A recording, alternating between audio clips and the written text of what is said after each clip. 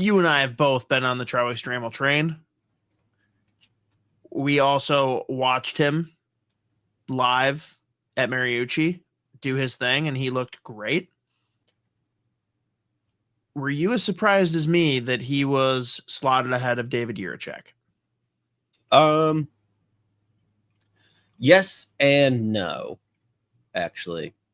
Because if you just compare the last 12 months of hockey, it's like not even close. If you look at their overall pedigree long term, then yeah, it's like holy shit. Well, that's more my point, because like we talk about all of these guys and sample sizes, right? Again, I am a Charlie Stramel believer. I'm not trying to argue against myself, but it's also one fucking year, right? Yeah, so I think the long term. That's where actually, again, like I think the long term analysis comes in. It's like, when did everything go to shit for Stramel? Wisconsin. Like when he was in the worst possible environment, he looked like dog shit, and everything went horribly wrong. First time he goes back to a good situation, immediately pops, looks like the player in his draft minus 1 year. So it's like, again, like I think we just saw closer to the real Charlie Stramel this year, because it's the first time he's ever been in the right kind of environment, leveraged in high situations, and actually like leaned on heavily for 3 years. So like, again, people need to remember, like before he went to Wisconsin, Stramel was a top 10, top 15 consensus looking prospect. And obviously, again, the thing with Jiricek though, top 5. Like, so that's where it comes. It's like, holy shit. I do get it. It's more just, again, it's one good year being in a good situation. Yeah. I almost feel like this would have been far more warranted after his senior year with Michigan State. Again, I'm not knocking the pick. It's more like, are we overvaluing 1 year to say Stramel's better than Jiricek, right? Because Jiricek, we've got the track record, and like this year, again, injury. He had his whole bullshit with the Columbus Blue Jackets. He comes to Minnesota at like the worst possible time with the logjam on the blue line. It just feels like that was the one spot that, like, I'm being super nitpicky here for sure, because who cares 4 versus 5, but I still view Jiricek as a higher potential prospect than Stramel. Yep, maybe. The thing, like, I think the positionally it's just so fucking hard too. That's the other thing. Like, it's so fucking hard to be a top 4 D in the NHL. Like, it's also like different. It's different too. Where like realistically, I mean, this is the first time I think we've had anyone come out and be like, "Hey, it looks like a potential like middle 6 guy." Which I don't know why we keep, you and I. You can't just like lightly glance past that. Pronman firmly stated in the podcast that Charlie Stramel is a guy he views as a middle 6 player in the NHL. Not bottom 6, not 4th line, not 3rd line, middle 6. And that was the record scratch moment for me, where I was like, I listen to podcasts pretty nonstop because I like my ADD brain. Like, I need to have something going on to like keep me like loosely within the rails. And I'm like 70% paying attention usually. And there's always like 1 or 2 moments in whatever I'm listening to that have me stop and be like, I need to rewind like a minute or 2 and make sure I've got all the context here. He sure as shit labeled Charlie Stramel with zero hesitation as a middle 6 NHL player. What say you to that? I think when people say that though, it's a pretty clear, it's like he means 3rd line. I just read the write-up in the article too. It's but like, that's still different than bottom 6. You know what I mean? I know. Like, yeah. It just tells you this isn't a guy that like, hey, maybe he becomes a 3rd line center. It's like, he's sure as shit a 3rd line center in the NHL, which there's still way more to play out. Like, but that's a huge improvement on his trajectory. Whereas a year ago, we were like, he'll be a sick 4th line center, maybe a 3rd line center. Now it's like, he's 3rd line center. Yeah. I mean, like just like the way that he plays, the fact that he's the size that he's at, that he skates as well as he skates, he gives you 2A value, he can give you secondary offense.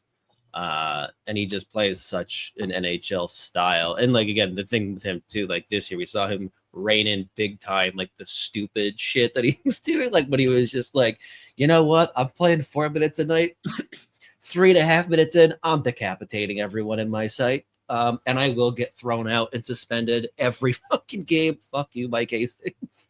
Like it's we saw him rein in like the dumb shit he was doing. But yeah, like when he was at his best, I mean, again, this is like at this point we said like take Wisconsin off his resume. Like it is funny. I was like, it not for 5 minutes did that go well. Like it was unbelievably bad from day one until he left. But again, this is always a guy that's like, is he a top 6 guy? No. But does he have like decent enough offense? He's got really good hands. Like he skates really well. He's big and he's super fucking physical and mean. He's a big guy that knows how to use that size too. He's not just big and using it to like dominate offensively. It's like, no, he's like, he loves to play through contact, and he showed that he does have the good hands and he's really smart. As far as just like the game goes, but yeah, it doesn't surprise me that like he finally is in the right place. He pops on one of the best teams in college hockey, playing against guys that are 23, 24, 25 years old.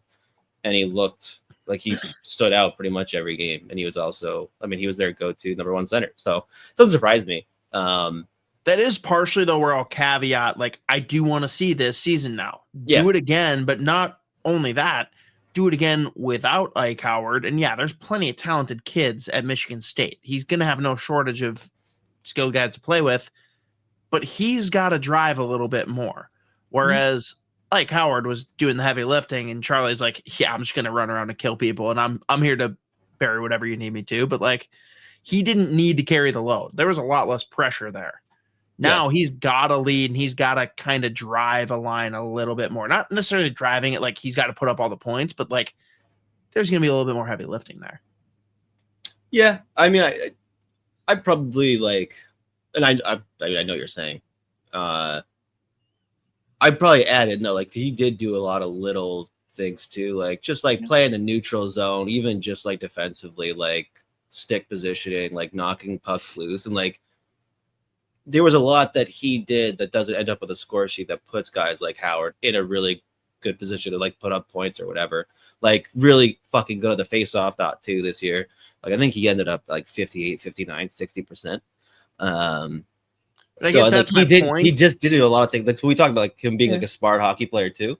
And like that is another thing that he's always just had going for him. Like just the understanding of the game and everything that makes him valuable as well. So like, there was a lot of like, again, he still put up really good points, almost a point per game this year. But he also did a lot of little things that were super beneficial, obviously, for guys like Howard. And I guess for me, it's partially to say, not that he didn't do those things. To your point, it gets ignored and brushed under the rug when it's Howard.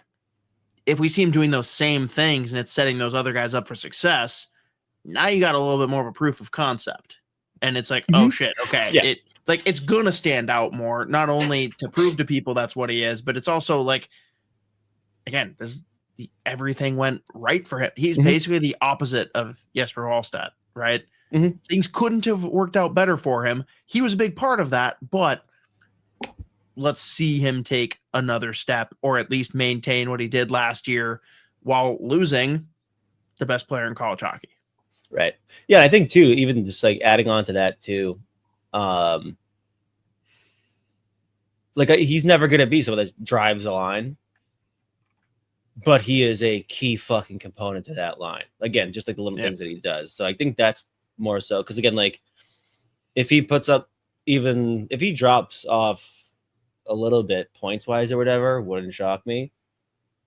But like if he's doing the same thing and he is playing those minutes, he's being utilized PK, power play, like pretty much a go-to guy in any situation. Like it's the same. And Michigan State is as good as they were last year, which I am very confident that they might even be. If you just look at the guys they have coming in, they might be fucking better than they were last year. It's insane, man. It's unbelievable. They're so fucking. They're the best team in college hockey on paper for me. Like that's it for me too, man. Fucking unbelievable. That team's gonna be so nasty. But again, like I just don't like he's never gonna be someone who's gonna be driving a line offensively anyways, but like I just need to see him pretty much like do what he did as far as like the little things. And again, if you playing 20, 23 minutes a night, like it's all you can really ask for. But it's just again, what like there were very few prospects that needed a year like that. Very few more so than Stramel needed it. Like it was. Yeah. Imagine how happy that kid was every fucking day this season. Just like, thank fucking God. The shit he was dealing with in Wisconsin since like his draft season. Because it's crazy that it was like in his draft year that it started going to shit. Like that sucks. For sure. That's the worst fucking feeling in the world. Yeah. And I do have to, it's rare that I call out our boy Cole, but Mateo, throw that one back up. He says Stramel did fail at his recruitment role. Couldn't drive Howard here. I'm going to argue wholeheartedly with this because does anyone know off the top of their head the height measurement for Isaac Howard? Yeah, it's good. He's 5'10". It's a great point. There's nothing in the world that Charlie Stramel could do to get Bill Guerin to bring that kid here for any reasonable asset. So I'm giving Charlie the pass on that one. Yeah, fair enough, dude. But shout out Charlie Stramel. Love the player. Good to see him, obviously, in a good situation. And again, the right decision to go back and ride the positive vibes again this year instead of like making a jump to the AHL. Schmitty to go.